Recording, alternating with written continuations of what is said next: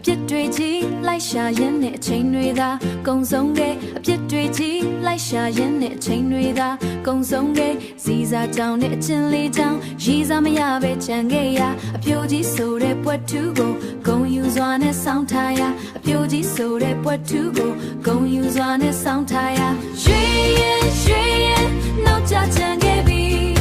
အပြိုကြီးစာရင်တဲ့နာမည်ကဝင်ခဲ့ပြီဒါပေမဲ့လေစိတ်ကူးထဲမှာတော့ကောင်းလေးချောချောလေးတယောက်လောက်မျောလင်းနေမိတော့မယ်မျောလင်းနေမိတော့မယ်အသက်ကလေးကကြီးလာလေအကြိုက်ကတော့မလျှော်သေးဘူးစမချပြီးခံရတယ်မင်းသားလူမလိုချင်တယ်စမချပြီးခံရတယ်မင်းသားလူမလိုချင်တယ်တငယ်ချင်းတွေကလေးရချင်းတငယ်ချင်းတွေကလေးရချင်းကိုကတော့တယောက်တည်းကန်တရားမျက်နှာသာပေးမလားချောချောလေးနဲ့ဆုံချင်တယ်ရွှေရင်နောက်ကျချင်